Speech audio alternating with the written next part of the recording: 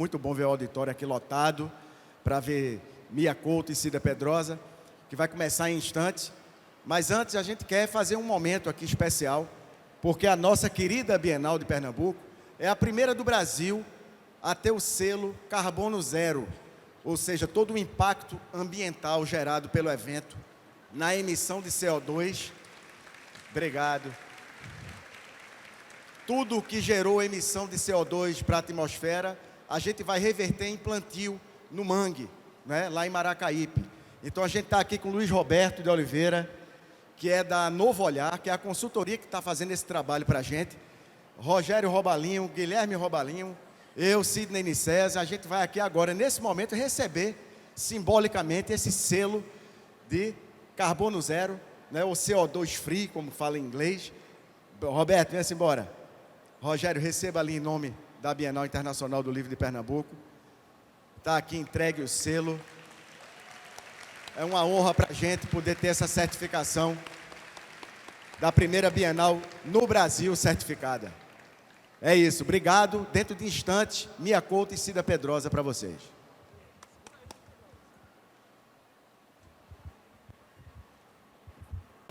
Olá, boa noite a todos e todas. Sejam todos bem-vindos e bem-vindas à 15ª edição da Bienal Internacional do Livro de Pernambuco, que celebra seus 30 anos em estado de poesia.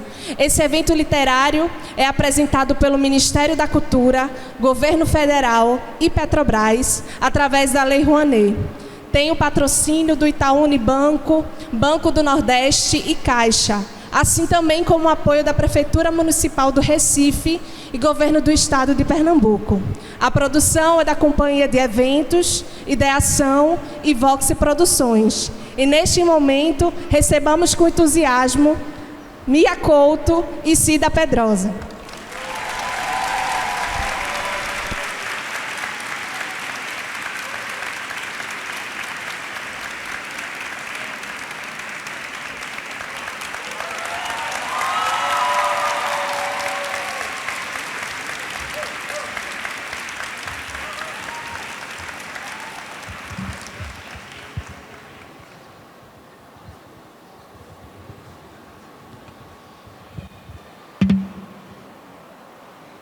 Boa noite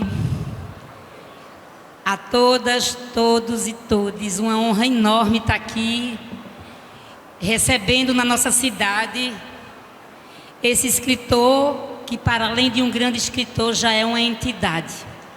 Eu vou apresentá-lo de forma formal, Mia, depois vou lhe apresentar de forma informal, tá bom?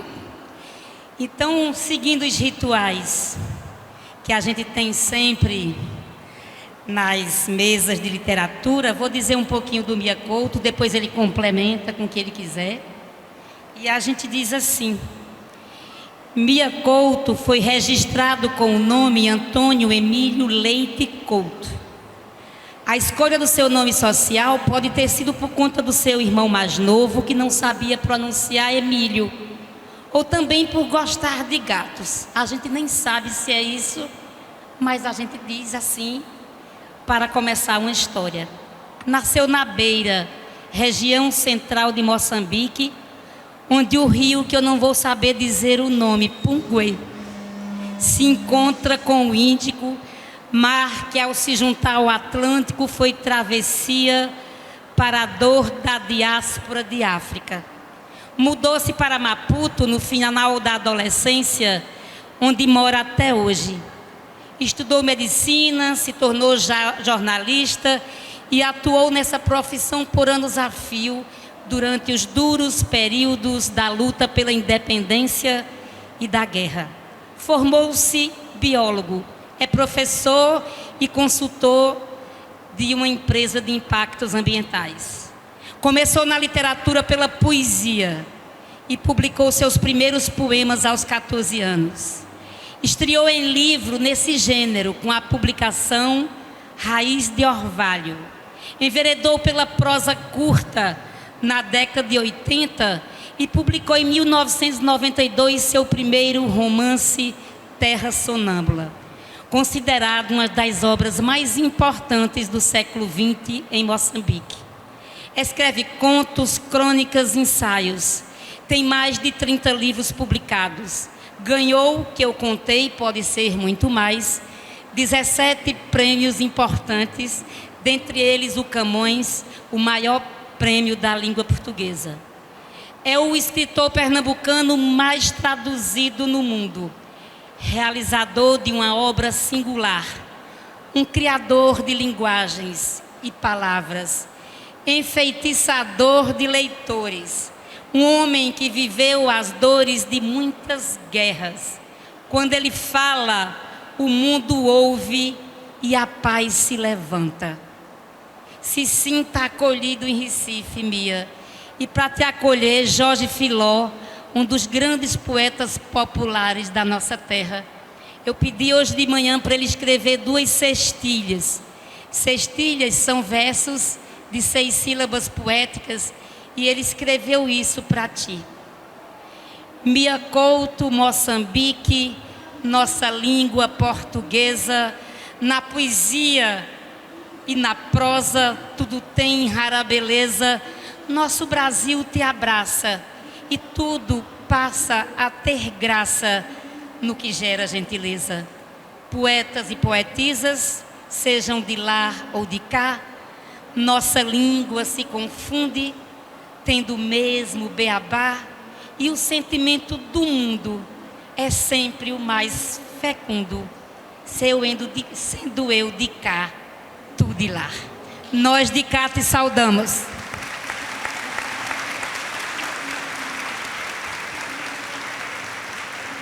Pernambuco e sua oralidade te saúda. E aí eu já vou fazer uma primeira pergunta e passar para ti. Tu nascestes na Beira, região central de Moçambique, que eu saiba talvez uma das 4 cidades mais importantes e maiores hoje do teu país. Tem um rio lindo e enorme que parece um mar que corta, que se junta ao Oceano Índico. E ele é personagem, esse rio, desse teu novo livro. Na verdade, tu tem outros livros com também nome de rio, né? As águas são uma coisa que perpassam muito tua obra. E aí, dessa história da Beira, eu queria que tu se pudesse falar um pouco da tua infância e como ela atravessa a tua obra. Seja bem-vindo, meu querido. Boa tarde a todos, boa tarde a todas. Olá, Cida, muito obrigado por esta companhia.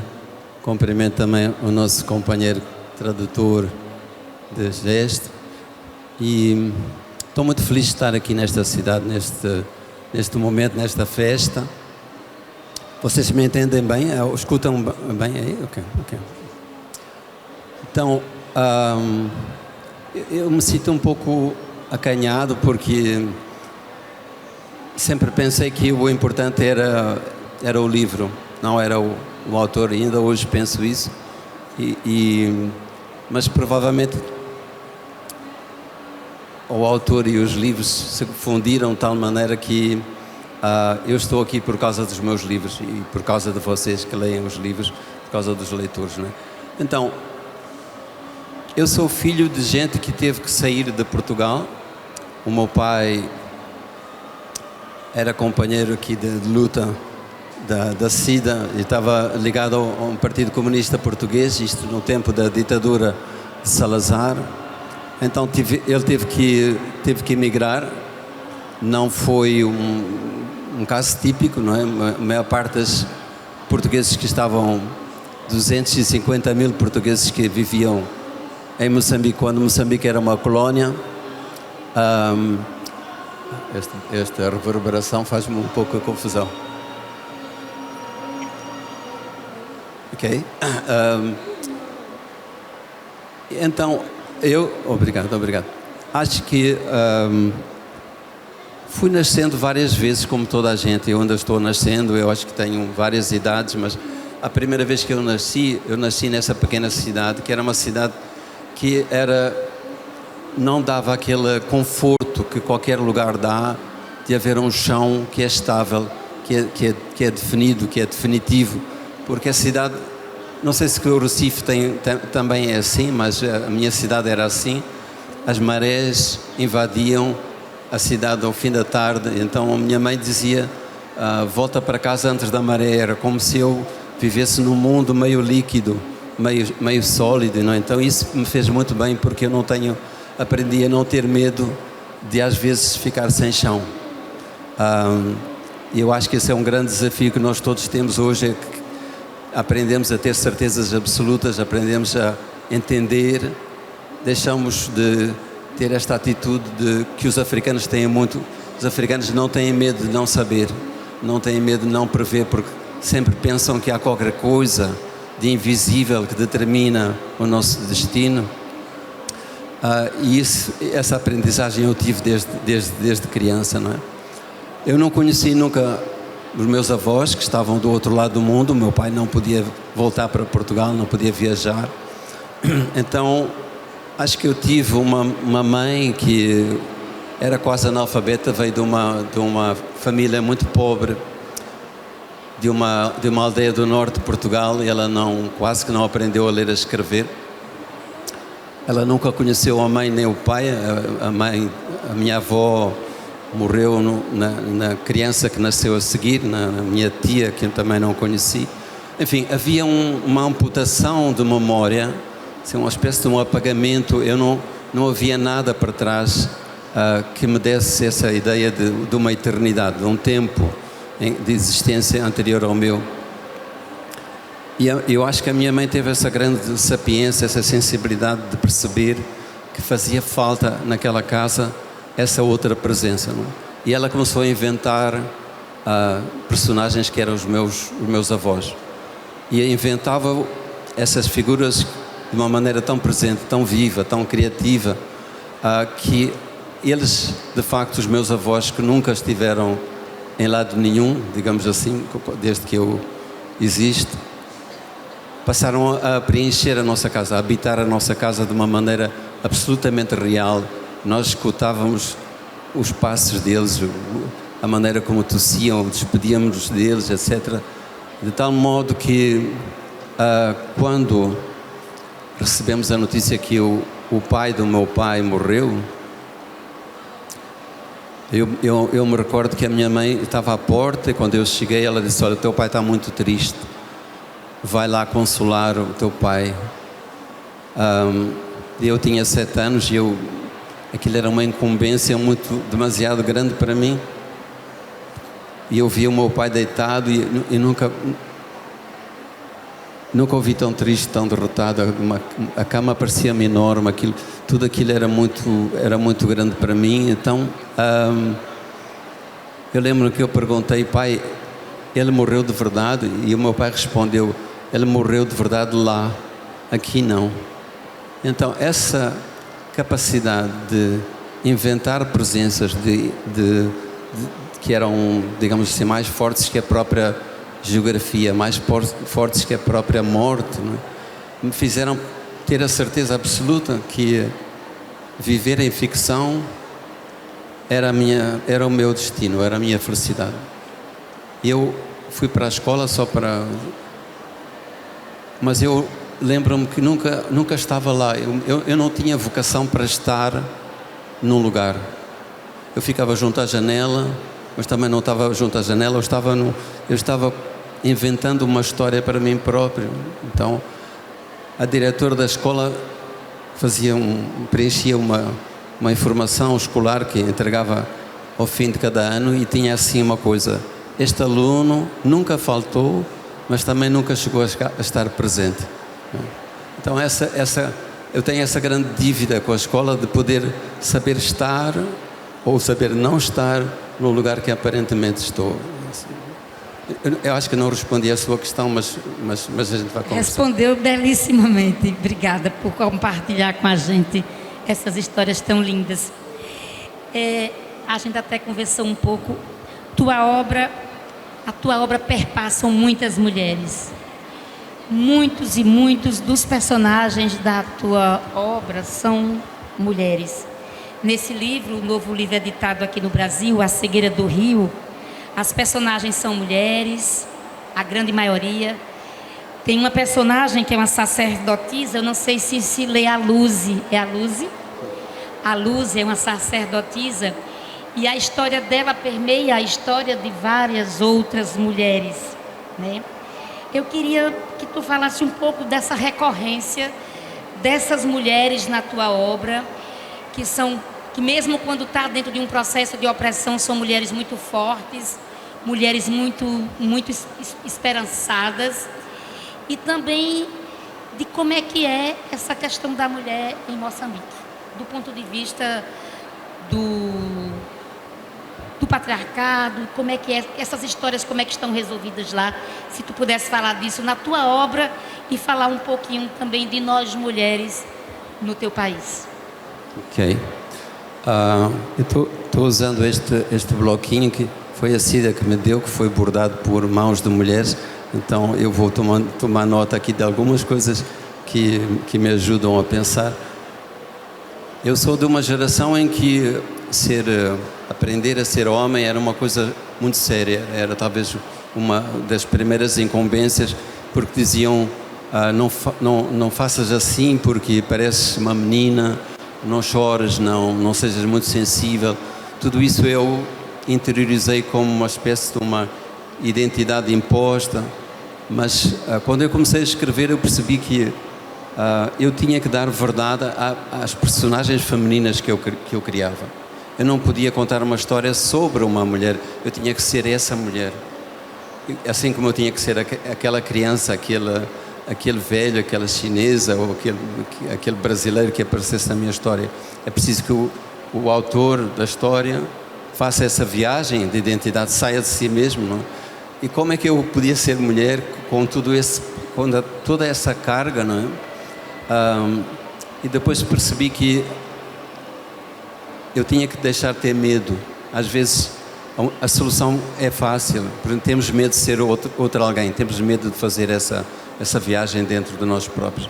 E eu encontrei que a voz da minha mãe era quem contava a história. A minha mãe era uma exímia contadora de histórias, era uma inventora, e eu contei isto à Cida hoje, quando nós éramos uma família muito nuclear. Era o meu pai, a minha mãe, 3 irmãos, eu sou do meio. E quando morreu o meu pai morreu com 89 anos, a minha mãe ligou para mim e disse: olha, deu uma notícia. O meu pai já estava acamado há meses, não saiu da cama, estava muito doente. E eu fui o primeiro a chegar e ela contou uma história como eu estou a contar agora a vocês. Com uma profunda serenidade, disse: olha, vou-te contar como é que aconteceu. Eu desci com o teu pai, ela morava no 5º andar, desci com o teu pai ao supermercado, fomos às compras. Eu aí já comecei a ficar um pouco duvidoso, porque o meu pai saiu da cama para ir ao supermercado da maneira como ele estava. E aí ela disse que fui comprar uma maçã e ele estava a comer a maçã, engasgou-se e morreu. Entrou o meu irmão mais novo, ela contou uma história completamente diferente, que estava a passear com o pai, não sei por onde, e no jardim ele caiu, não sei. Entrou o meu irmão mais velho e era uma outra história. E quando começou a entrar o primeiro vizinho, o segundo vizinho, e ela tinha já a 5ª, 6ª, 7ª versão, nós começamos a rir. Era um momento tristíssimo, mas nós rimos-nos. E aí estava a arte dela, porque ela tornava irreal aquilo que é insuportável, que é a morte, né? De repente havia ali uma maneira dela resolver, tal como tinha resolvido a ausência dos meus avós, ela resolveu aquela ausência criando uma história que, sendo completamente, digamos assim, inacreditável, não é? Mas havia uma entrega dela à própria história, a maneira como ela incorporava isso, como sendo para ela uma verdade total. É uma lição. As mulheres em Moçambique vivem uma condição que exige uma grande briga, talvez. Bom, há vários Moçambiques. É preciso dizer que uma coisa que o meu país tem 30 etnias diferentes, com 30 línguas indígenas diferentes. Essas línguas estão vivas. O norte é basicamente muçulmano, mas curiosamente é parte de matriarcado, é parte em que as mulheres têm tradicionalmente o poder. No Sul o patriarcado é mais formalmente instalado, mas de qualquer maneira a condição da mulher é uma condição que pede muita batalha. Por exemplo, a primeira mulher a se impor no domínio da literatura teve uma luta enorme, chama-se Paulina Chiziane, acho que vocês já conhecem, ela ganhou o prémio Camões, merece um grande salva de palmas, sem dúvida nenhuma. Grande mulher. E ela, os obstáculos maiores foram criados pelos seus pares, pelos próprios escritores que contavam histórias, que ela era famosa porque ela é mulher ou porque havia um lugar de cota ou qualquer coisa assim. Então, é isso. História linda. Eu vou dizer um poema de Mia Couto, que está aqui nesse livro. O poema se chama Cego. Cego. Cego é o que fecha os olhos e não vê nada. Pálpebras fechadas, vejo luz, como quem olha o sol de frente. Uns chamam o escuro ao crepúsculo de um sol interior. Cego é quem só abre os olhos quando a si mesmo se contempla. Neste livro tem muitos poemas onde tu falas sobre a cegueira, sobre o olhar, sobre a íris, sobre a falta do ver. Neste livro aqui, lindo, a cegueira é quase um personagem. A cegueira, ela é um dos elementos condutores da narrativa. São muitas as cegueiras do mundo, Mia. Como é que isso povoa a tua obra? Eu pensei, será que tem tanta relação assim, ter tanto poema sobre isso e ele tratar também na prosa? Tu consegues falar um pouco para nós sobre isso ou eu estou dizendo besteira? Eu também, a Cida fez uma boa pergunta, mas eu não sei dar uma boa resposta, porque eu não sei porque que a cegueira me ocupa tanto assim, mas na verdade vou inventar qualquer coisa agora para me poder... Sim. Eu acho que a cegueira que me preocupa não é exatamente essa cegueira do não ver, porque o livro que eu estou escrevendo agora abre com uma citação de James Joyce que diz: fecha os olhos e vê. Às vezes é preciso fechar os olhos no sentido de perceber que nós o que estamos a ver não é exatamente uma coisa que chamaram a realidade. Esse ponto para mim é importante. Existe uma espécie de uma ditadura que é a ditadura da realidade. Quando se diz a realidade não é assim, quem é que sabe o que é a realidade? A realidade chega-nos por via de uma realidade, digamos, de uma virtualidade que é a linguagem, não é? O mundo chega-nos por via de uma linguagem. Essa é a grande invenção. Acho que as pessoas estamos num momento de grande cegueira no mundo porque não vemos os outros, não é? E porque vemos os outros só numa condição de os classificar, de os colocar alguém que disse deixamos de ter armários, mas saltamos do armário para as gavetas, não é? É preciso ser classificado agora em identidades bem claras. E se eu olho para a Cida, eu vou dizer: a Cida é uma mulher e pronto, já sei metade do que ela é, não sei, não, definindo na categoria de uma mulher, isso não me diz grande coisa sozinha, não é? Portanto, então acho que a cegueira política é uma outra cegueira, que eu acho que nós queremos que os outros nos escutem, mas raramente nós escutamos os outros, porque são de extrema-direita, por exemplo, digo eu, que eu tenho uma posição política que para mim, vamos dizer que para mim a extrema-direita é um problema a ser superado no mundo inteiro, mas eu tenho que saber falar com essas pessoas, eu tenho que saber encontrar...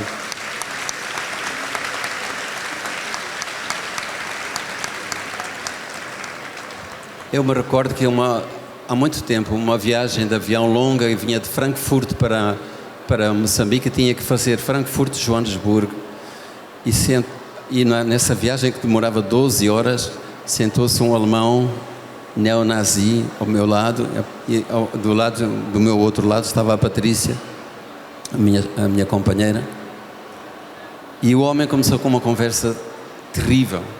E a Patrícia dizia: não fales com ele. Eu disse: não, eu não posso perder esta oportunidade. É o contrário, eu quero ouvir este homem, eu quero perceber como é que funciona o medo que o faz ter essas certezas e que faz pensar essa coisa do mundo.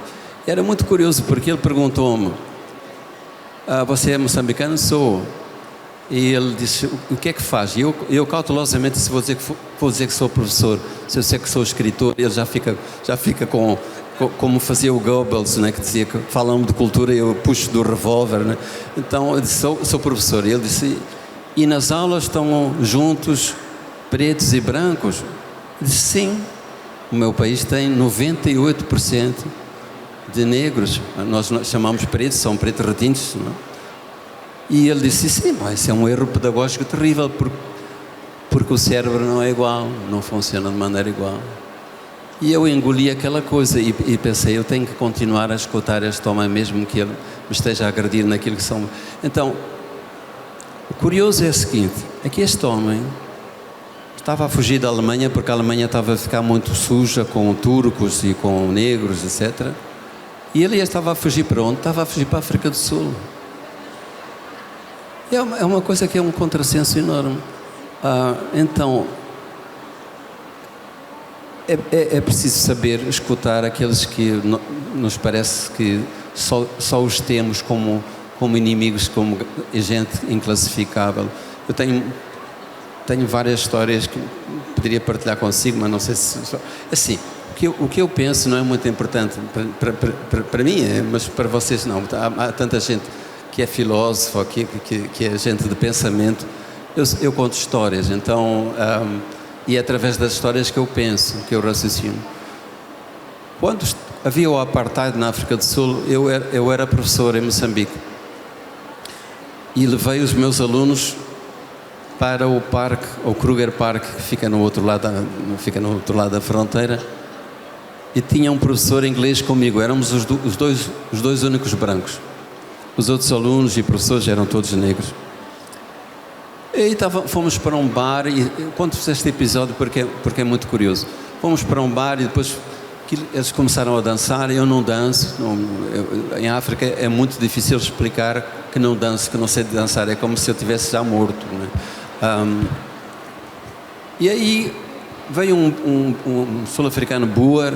Os Boers são descendentes dos holandeses, os mais radicais racistas, não é? E toca no inglês e disse: aqui ninguém pode dançar, você está a dançar com uma negra, não pode. E ele disse: mas esta é uma professora da universidade. Foi pior, porque ele se sentiu diminuído. Ele disse: e eu, o que é que eu sou? Então ele saiu, foi chamar 12 sul-africanos enormes, brancos como ele, traziam uma banda escrito AVB. AVB é como Ku Klux Klan. É Ku Klux Klan. E barraram a porta e começaram a gritar: AVB, AVB. E um estudante nosso, magrinho, um moço franzino, nunca tinha visto, se não dizerem Viva Frelimo, nós estávamos na Revolução, na Independência. Ele pensou: vou ser simpático e vou também juntar-me a estes fulanos, que ele não sabia quem era, e começou gritando também AVB com eles, não é? E o AVB quer dizer matar os negros, não é? E eles não conseguiram interpretar aquilo, pensaram que era uma provocação. Em suma, para fazer a história muito curta, ali começou uma sessão de pancadaria, cadeiras voando, etc. Eu saí a correr para ir buscar um polícia. E demorei, porque era uma cidade pequenina. Quando voltei, uns 15 minutos, 20 minutos, para mim foi uma eternidade, com o polícia dizendo: venha rápido, venha rápido. Abrimos a porta e estava uma mesa enorme com os moçambicanos e os nazis, todos sentados na mesma mesa a beberem cerveja. E o polícia perguntou: mas então onde é que está a confusão? Eu disse: mas havia uma confusão enorme aqui. Então, o que é que aconteceu? Esses neonazis perguntaram, afinal vocês são moçambicanos? E aí a questão da raça deixou de ter a dimensão que tinha. Isto é, aquela gente, para eles era uma ofensa enorme se essa gente, sendo negra, fosse sul-africana, porque estava desobedecendo dentro de casa a um imperativo, a uma norma. Sendo moçambicanos, foram tratados de uma maneira. Só quero dizer isto para perceber que há muita gente que é racista porque é ignorante, porque precisa de ser tratada, porque precisa de ser escutada. Então, acho que a gente não pode abdicar de ganhar esse espaço para essa luta. É complexo demais tudo isso, né? São muitas camadas dessa história. Meu querido, eu vou dizer um poema meu, vou ousar dizer um poema meu sobre ancestralidade para fazer uma pergunta. Eu te disse que sou do sertão, né? Uma área que fica vindo do mar é o final, mas de lá é o final para a gente, né? E o poema diz assim, é metrificado como nós fazemos aqui no sertão, e diz assim: esse som ancestral que me consome tem raízes nas plagas sertanejas, me dá vida, catar longas pelejas, marca alcunha de bardo no meu nome, cicatriz feita em carne jamais some, é a herança que trago dos meus pais, é a música que flui para os meus ais, na viola tem sua resistência, na palavra o espaço de clemência, e martela o verso a pedir mais. Este poema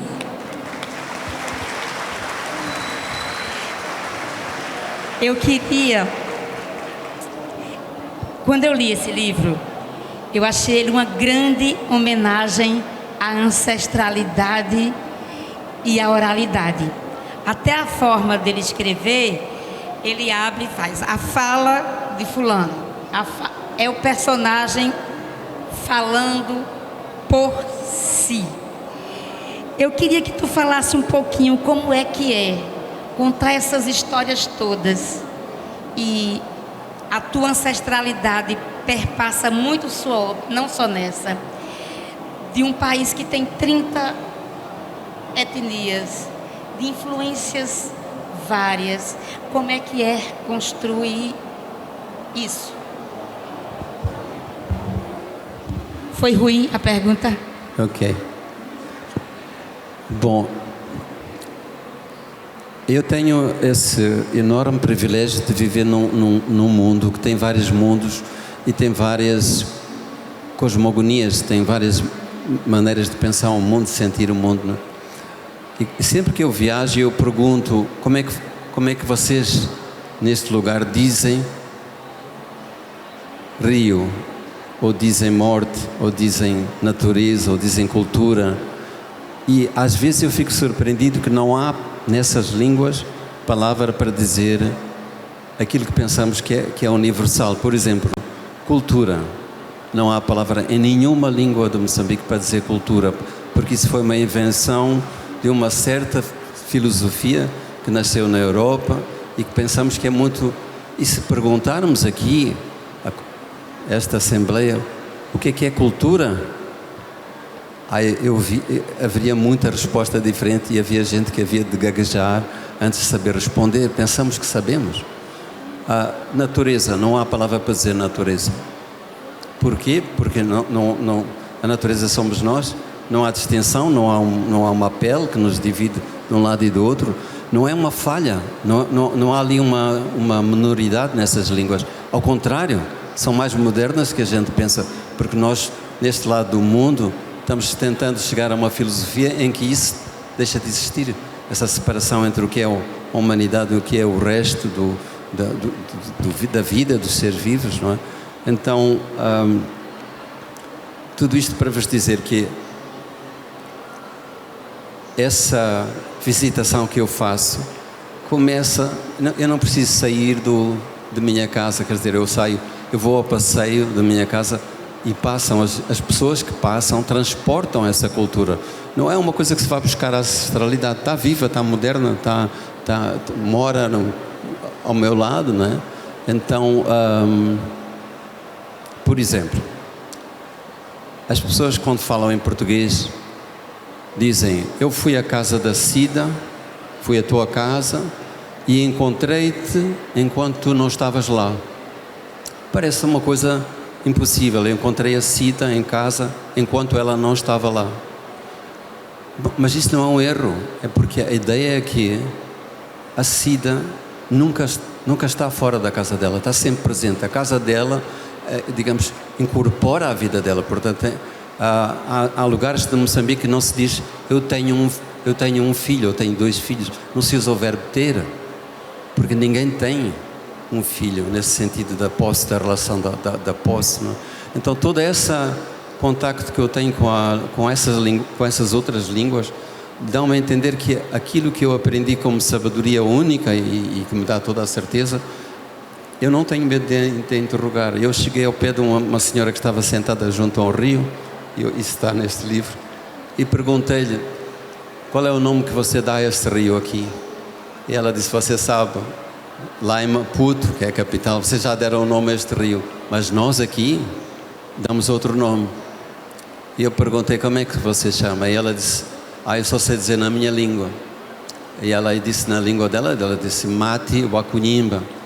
E Mati Wakunimba quer dizer a água que engravida. Para mim isto é poesia, para ela não. Ela é o nome certo que se deve dar a um rio, porque aquele rio é uma mulher e ciclicamente inunda, quer dizer, inunda de si mesmo. Então essa ideia de que o rio não é uma coisa, não é estudado por hidrólogos, o chão não é uma coisa estudada por geólogos, o chão tem vida, a montanha está viva, tudo isso que está. Vocês têm isso no Brasil também. As culturas indígenas do Brasil têm essa mesma filosofia. Então não é preciso ir à África para buscar, basta viajarem aqui dentro do Brasil com esse respeito por essas outras culturas, vocês vão encontrar essa maneira de ver. E não é tornar isso uma coisa étnica, exótica ou qualquer coisa assim. É perceber que ali está uma filosofia profunda que neste momento de grandes urgências e grande necessidade de ter mudança radical no mundo, é preciso mudar a nossa maneira de pensar. Antes de querer alterar o mundo, temos que tentar questionar se esta visão que temos de nós próprios, do nosso lugar neste planeta, se está certa, não é? Lindo, é muito o que o Krenak tem trazido para nós, né? E que a gente agora, muito recentemente, começa a ler no Brasil a literatura indígena, quando essas histórias indígenas e do povo originário já permeava pela oralidade há muito tempo, né? E que bom que tu fazes esse caminho de visita e de atravessamento. Eu vou fazer uma pergunta para o Mia Couto que me toca muito. Eu sou do sertão, como eu disse, e vim estudar em Recife, eu tinha 14 anos. E por muito tempo eu era questionada porque achavam que eu falava errado, que o meu português era errado. E sempre eu ia buscar que português era esse que eu falava errado. E todas as vezes que eu leio ele, eu grifo palavras que eu conheço desde pequena, que fazem parte do meu vocabulário e que faz parte do vocabulário escrito de Mia Couto e que as capitais brasileiras não conhecem. Eu anotei algumas deste livro, A Cegueira do Rio. Por exemplo, ripostar. Sertanejo fala assim. E dizem que nós falamos errado, que tinha que ser respostar. Cabrão, para se referir a alguém complexo, vaca. Cangalheiro. Chamboco. Isso é uma palavra muito sertaneja. Chamboco. Maleita. Minha mãe nunca disse: fulano está doente, ele está com uma maleita. Canto-chão. Isso é uma palavra muito... Notei apenas algumas pequenas palavras que fazem parte da minha vida, da vida dos sertanejos, e que nos olham pensando que nós falamos errado. E que eu venho defendendo há muito tempo, que é um português antigo, que nos une aos países de África, a partir do colonizador e etc e tal. Eu queria saber se essas palavras que tu usa aqui, elas são faladas em Maputo, que é a capital, ou se elas também são palavras apenas de quem está mais afastado da beira da capital. Não sei se tu compreendeu, porque aqui há uma dicotomia. Bom, bem, eu não sei, em Moçambique falamos assim porque também há um processo em que o português mais antigo ficou congelado às vezes no espaço mais distante, no espaço do centro, onde ela... Mas o português é uma língua... Eu acho que é muito difícil alguém dizer o que é o português absolutamente puro e correto. Não sei o que é isso é. Felizmente, a língua portuguesa, ela já nasce contaminada. Ela é produto de mestiçagem. Portugal foi ocupado durante 500 anos pelos árabes, que eles chamavam de mouros. Alguns eram negros, alguns eram árabes, berberes, etc. Há quase 3.000 palavras contabilizadas dentro da língua portuguesa que vêm desses que eles chamam mouros, não é? Se eu disser uma frase como esta, deixa-me ver, por exemplo, eu estava no sofá com uma enxaqueca e apareceu um fulano que me deu álcool sem açúcar. Todos os substantivos que estão aqui são de origem árabe. Sofá, enxaqueca, fulano, açúcar e álcool.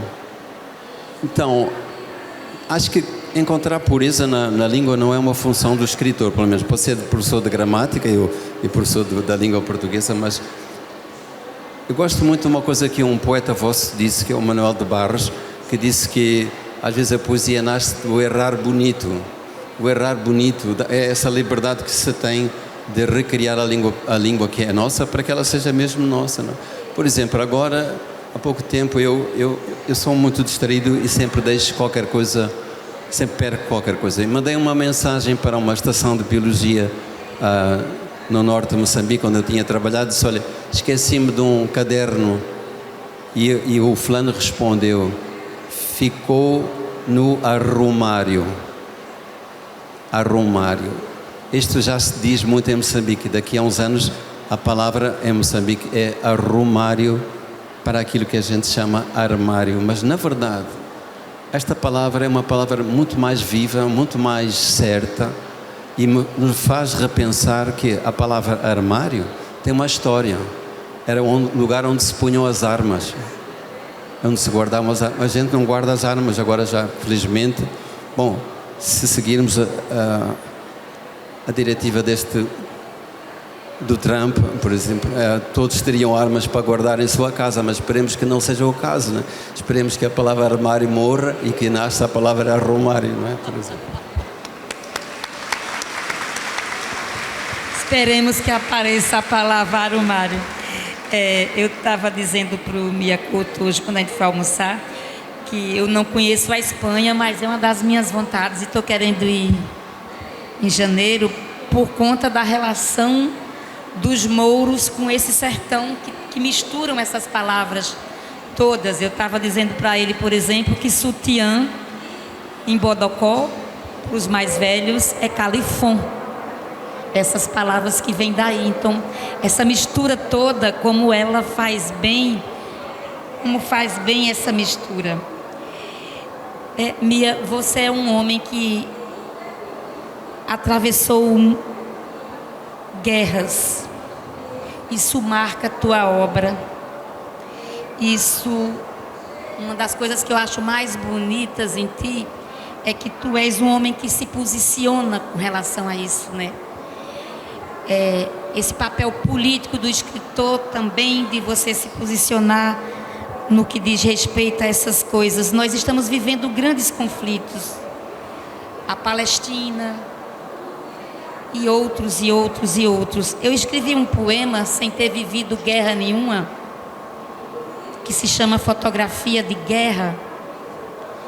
E por conta do tamanho da dor, só de imaginar que é isso, e o poema diz assim: o menino de camisa vermelha e sapatinhos marrons, estirado na areia do mar gélido da Turquia, migrou para a palavra e se afogou no meu poema. A menina de moletom rosa-choque, desenhado com delicadas e surradas borboletas, tapando os olhos da boneca esfarrapada, impedindo a visão dos mortos do chão da Síria, impregnou de medo a palavra e se escondeu no meu poema. As crianças sem cabelo, de pupilas esbugalhadas e nuas, estendendo as mãos sem cor para os visitantes da Somália, me deram a mais difícil aula de anatomia e ofertaram a palavra fome para o meu poema. Eu, quando leio e quando fiz, entrei num sofrimento muito profundo, só de me pôr nesse lugar. Você é um homem que teve o privilégio ou não, porque isso não é um privilégio, mas o tempo te deu uma vida onde tu pôde viver a independência de um país, a luta que houve depois disso, a reconstrução deste país e até de ver o lado de lá momentos daqueles que foram os agressores de Moçambique. Se não for muito complexo para ti ainda, tu pode dividir um pouco conosco o que significa isso e como a gente pode de verdade se postar diante das guerras do mundo? Bem, eu acho que eu vivi metade da minha vida em guerras. A primeira guerra foi a Guerra da Libertação Nacional. Essa era uma guerra épica, tinha um sentido de empenhamento, digamos assim. Era um povo que queria deixar de ser colonizado. Eu participei nessa luta. E depois da independência, Moçambique teve uma guerra civil que demorou 16 anos. 16 anos em guerra. Durante 16 anos eu não podia sair da minha cidade. Durante 16 anos eu vi morrer colegas meus, eu era jornalista. Um deles, um grande meu amigo, eu pensava que era diretor do jornal, mas nunca cheguei a mandar em coisa nenhuma, mas o chefe da redação era um Pedro Tivano e eu faço homenagem a esse homem. Ele saiu com a família, a mulher, os filhos, para uma outra cidade e tínhamos que sair em colunas militares, não se podia circular fora da cidade sem ser em coluna militar. Mas ele desobedeceu a isso. Passado 2 dias ligaram-me dessa outra cidade dizer: você tem que vir aqui reconhecer os corpos carbonizados que estão dele, da mulher e dos 2 filhos. Eu não fui capaz de fazer isso. E isso fica com uma ferida que não tem reparo, não tem reparação. E o que eu acho que me apetece contar quando eu falo dessa guerra, que provocou também, metade dos moçambicanos tiveram que sair do seu país como refugiados, foram recebidos em países que ainda eram mais pobres que Moçambique, como Malawi, a Zâmbia, a Tanzânia, países pobres que nos receberam e durante anos deram apoio, sem ter outra ajuda do mundo, porque o mundo nem sabia. As guerras, algumas são mais conhecidas, outras são menos conhecidas quando são lá no confim do mundo. E eu vou-vos contar um pequeno episódio só para dizer o que tipo de coisas a gente tem que vencer. Eu ia para a fila todos os dias, saía de casa sem saber o que é que eu ia trazer para os meus 2 filhos. Eram muito pequenos. E então não havia combustível, íamos a pé, andávamos a pé.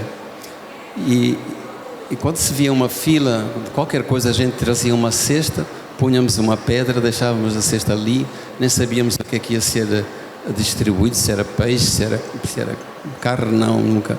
Mas um dia, e é aqui que eu quero chegar, na minha redação, eu era membro do comitê da Frelim, e vieram trazer um cartão especial, dizendo, olha, vamos fazer como na União Soviética, que há lojas especiais para os membros do partido e membros da elite. Eu fiz uma coisa, uma declaração de honra, disse, não, eu não levo esse cartão, eu vou rasgar esse cartão, eu não lutei por isso, etc. E saí dali para casa dizendo, vou dizer isto à minha companheira Patrícia, ela vai ficar orgulhosíssima de mim, da minha posição, da minha coerência. Quando lhe disse isso, ela disse, está maluco, vai lá buscar o cartão, porque nós temos 2 filhos, os filhos não podem sofrer por causa das tuas convicções, não é? E esse tipo de dilemas morais parecem pequenos, mas o que eu quero dizer assim é que a guerra, para quem a vive por dentro, o mais importante é contar a história de que havia vida, apesar de tudo, mesmo na Palestina, perante todo aquele horror, há vida. Todos os dias se refaz a vida. É preciso conhecer estas histórias da gente que heroicamente vai buscar algum pedaço de comida, dá carinho aos seus filhos, o acompanha o menino que chora de noite. Tudo isso é uma história que talvez seja mais importante contá-la do que só a história do lado do horror da guerra, porque há essa parte do lado de como é que a guerra, de uma maneira paradoxal, cria também laços de humanidade profundas entre aqueles que querem resistir. Não podemos deixar escapar essas histórias.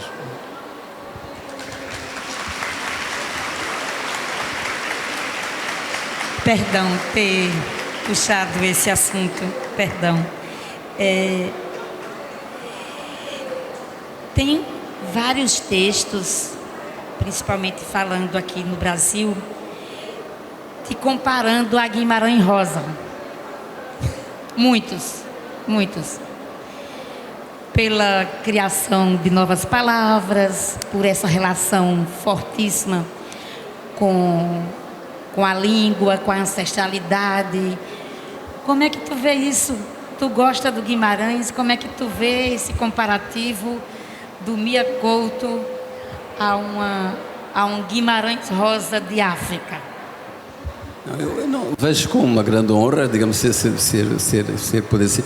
Mas acho que o que devo dizer é assim: o Guimarães Rosa deu uma autorização para eu transgredir ao nível daquilo que eu queria, que era a linguagem, não é?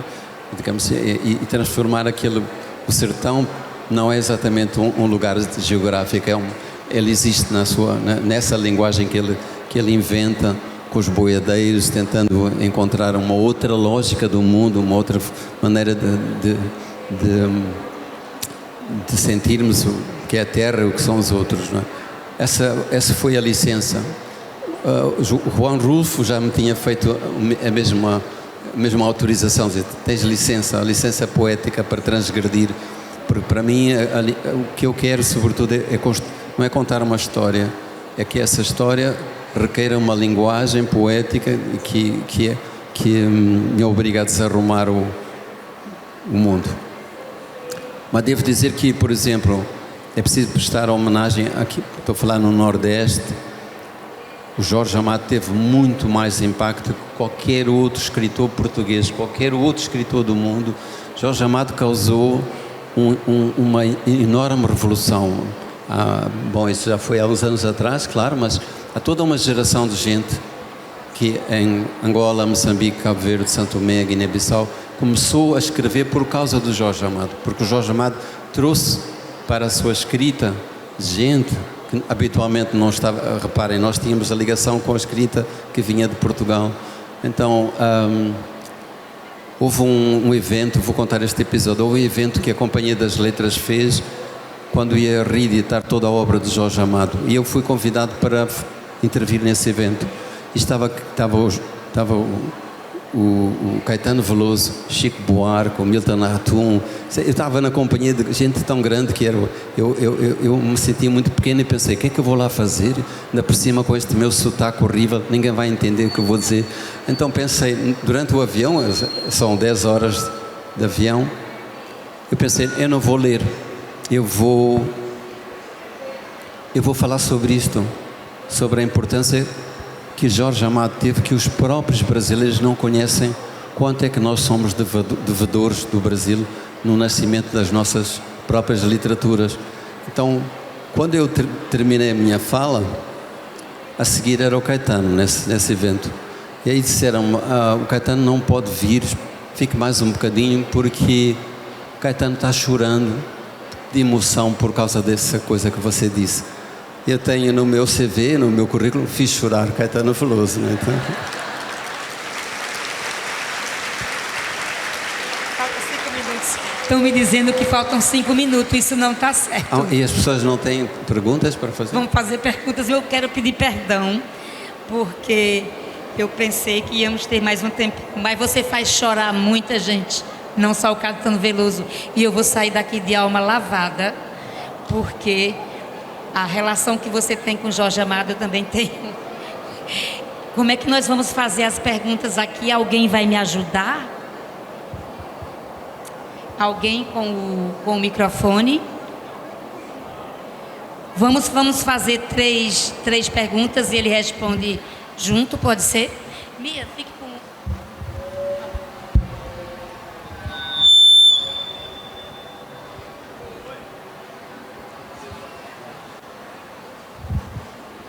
Boa tarde, Cida, prazer em vê-la, beijo, prazer conhecê-lo.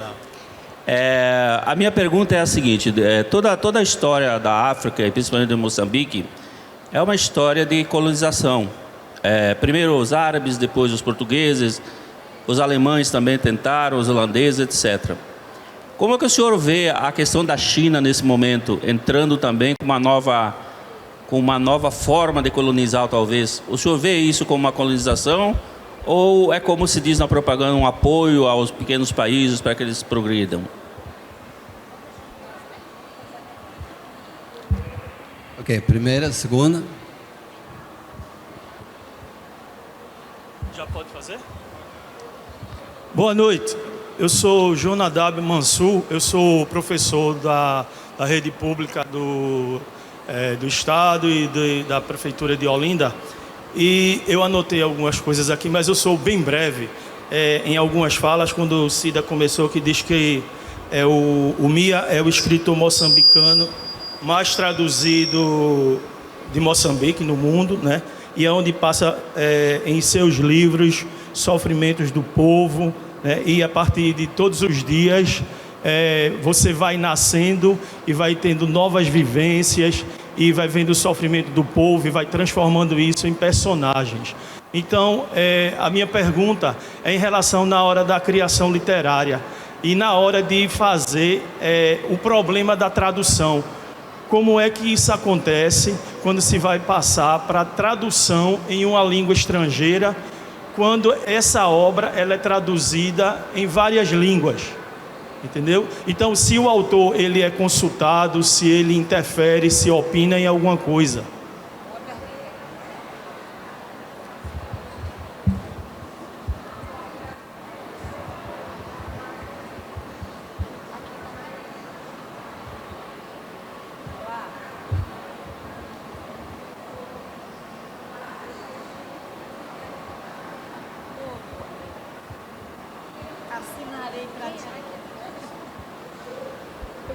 Boa noite, obrigada por estar aqui compartilhando tantas histórias conosco. Estou com um livro muito lindo do senhor, O Rio Infinito. Bom, me preocupa muito a forma como a infância vem se desenvolvendo atualmente, as crianças tendo as suas infâncias roubadas, né, por tantas telas. Eu gostaria de saber o que o senhor teria a dizer sobre isso, o que o senhor diria aos pais, porque me toca muito e vejo que é muito importante que as crianças continuem tendo poesia, né, na vida. Obrigada. Mais alguma? Aqui?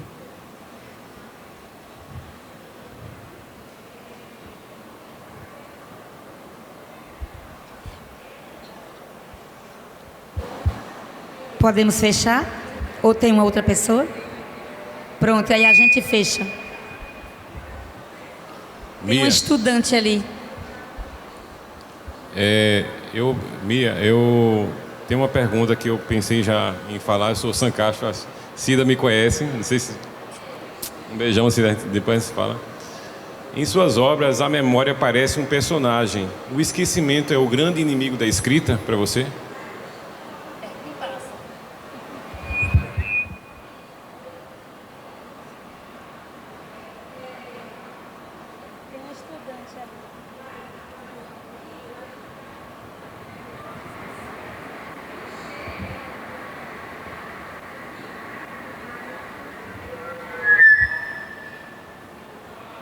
Boa tarde. Primeiramente, eu queria dizer que eu gostei muito do seu livro, Terra Sonâmbula, e que eu adorei o jeito que você descreve as coisas e conta a história. E eu queria saber se na sua infância, na sua adolescência, você teve algum autor que te inspirou a escrever desse jeito, ou se foi algo que saiu de dentro de si mesmo. Obrigada. Boa noite. Boa noite, meu amor. Minha dúvida seria no livro Terra Sonâmbula. De onde o senhor tirou inspiração para fazer o Ciqueleto? A gente não conseguiu ouvir daqui. Repetir a pergunta? É para repetir a pergunta? Não se consegue. Nós não conseguimos ouvir daqui.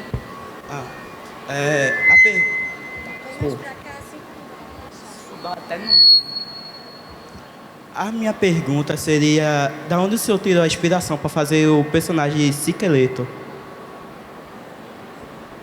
O personagem de Ciqueleto. Terra Sonâmbula. Eu acho que vou responder. Se não tem muitas, exatamente. Acho que já tenho. Sobre. Eu não estou. A sua pergunta sobre a China. Alô? Está conosco? Sim, ok. Então, a sua pergunta sobre a China. Eu queria contestar um pouco a primeira colocação. Dizer, toda a história da África é uma história da colonização. Não é verdade. A história da África começou muito antes e a luta dos africanos agora... Eu sei que você não quis dizer assim, não, ok. Mas eu acho que a luta hoje nossa é que todo o referente da nossa história, seja quando for, seja em que período for, seja o referente que seja nosso e não o que fizemos em função do qualquer outro. Eu acho que em relação à questão da China, acho que o grande medo que eu acho que a gente deve ter é um medo que vem das coisas que vêm de dentro. Esse é o grande medo. Começa por nós próprios, né? Ensinaram-nos a ter medo dos outros, a ter medo do que está fora de nós, e os grandes inimigos nossos estão dentro de nós próprios. Os grandes inimigos do Brasil estão dentro do próprio Brasil. Eu acho que vocês sabem quem são. Então acho que não vale a pena estar seja a China, seja qualquer outro, é preciso conversar com eles. E eu vou dizer uma coisa: a experiência que eu tenho pessoal, até fui à China, é que temos que ter alguma dúvida sobre o que é que se construiu como uma imagem do grande inimigo. Repare, nós estamos vivendo um momento em que as superpotências, digamos, estão redistribuindo o seu espaço, como aconteceu na Primeira Grande Guerra, na Segunda Grande Guerra. Agora há uma ideia de fim do mundo que é perigosíssima, porque estamos a transmitir aos mais jovens que nunca vivemos momentos tão graves na vida. Olha lá este genocídio, que é uma coisa horrível na Palestina. Sim, indubitavelmente é inaceitável. Mas é preciso que a gente diga também aos mais jovens que não podemos apagar a história. Genocídios sempre houve, e temos que dizer isto sem medo de pensar que estamos a relativizar ou a diminuir a gravidade do que está a acontecer na Palestina. Mas estamos aqui num continente onde houve um genocídio sistemático, não é? E eu venho de outro continente onde houve vários genocídios.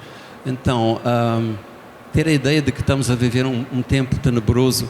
Quando veio a Covid, em 1918, a pandemia que ocorreu em 1918 foi 1000 vezes mais grave do que eu digo 1000 vezes figuradamente. Morreram milhões de pessoas. Esquecemos-nos. Vivemos a Covid como se fosse a primeira vez, a primeira grande ameaça. É preciso sempre relembrar que estes apagamentos que são tão frequentes na história não nos ajudam. É preciso dizer aos jovens que o mundo está mal, mas se vocês disserem ao africano que isto é o fim do mundo, ele vai dizer, mais um, eu já vivi muitos fins do mundo, não é? Então, esta ideia de estamos num momento terrível e que o momento é grave, mas é preciso criar saídas de esperança. Depois, sobre a tradução, sim, vou ser mais telegráfico nas respostas. Eu sou consultado, sim. Há consultas que me fazem, por exemplo, para falar na China, não vale a pena eu ter qualquer participação, porque não tenho nenhuma hipótese de influenciar senão o entendimento. Sobre a infância, eu acho que a própria ideia de infância tem que ser um pouco interrogada, porque eu sinto que uma parte de mim mora na infância, como vocês também sentem. Quer dizer, esta ideia que se fez esta separação temporal, agora começou a infância, agora a adolescência, etc., tem que ser questionada. Uma parte da infância está sempre dentro de nós e é isso que me faz escrever. Depois, sobre o esquecimento como o grande inimigo da escrita. Não, eu acho que a escrita tem essa função também de trazer isso que foi intencionalmente apagado. Mas às vezes é preciso trazê-lo numa forma que seja a forma da literatura, de relembrar como um convite a repensar o mundo. Sobre a inspiração, eu não sei responder a essas perguntas. Quero dizer, eu tive que ser esses personagens do livro. Eu estou a ganhar tempo para dizer uma coisa que para mim seria, talvez para fecharmos, para vos dizer que eu me sinto em casa no Brasil e me sinto em casa particularmente no Nordeste brasileiro. É no Nordeste, sim,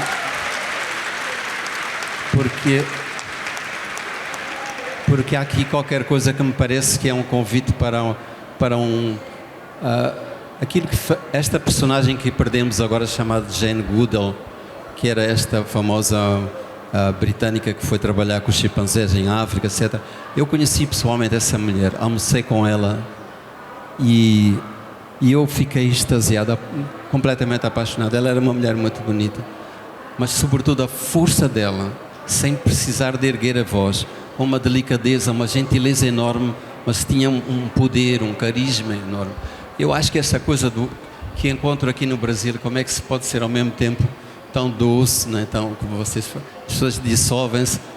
E o episódio que eu vou contar muito rapidamente é que eu estava aqui num aeroporto, não nesta cidade, mas noutra cidade do Nordeste, e havia uma caixa com livros que não me queriam deixar que entrasse no avião, e era preciso resolver esse assunto.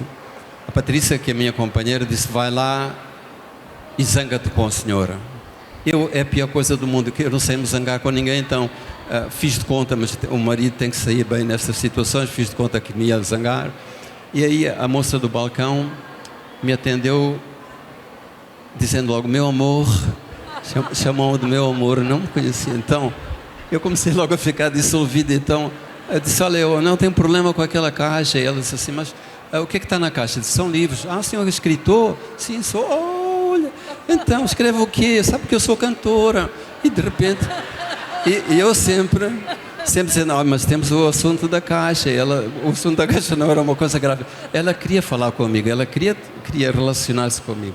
Aí disse, eu tenho uma grande voz e quem é que o senhor gosta das cantoras brasileiras? Eu disse, eu queria despachar o senhor, disse, olha, Marisa Monte, gosto muito. E ela aí começou a cantar a canção, que era uma canção que ainda por cima muito comprometedora, porque ela dizia, era aquela canção, deixa de dizer que eu te amo.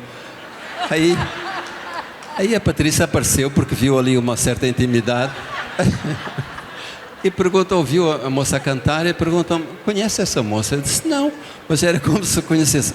Resultado, não se resolveu o problema da caixa.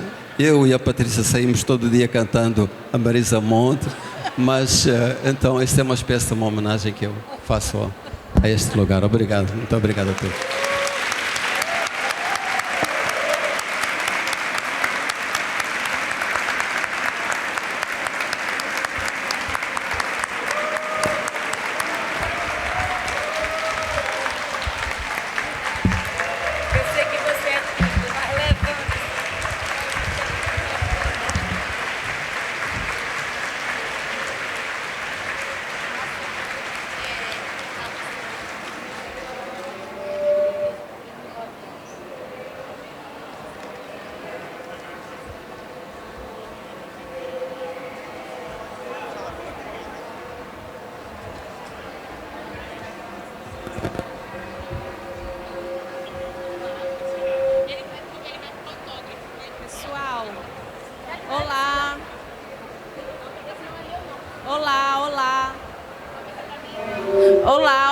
Gente, aquelas pessoas que pegaram a pulseirinha para autógrafo com Mia podem ficar sentados, tá certo? E aqueles que vão querer autógrafo com a Cida, à minha direita, logo ali, já vão formando fila, tá certo?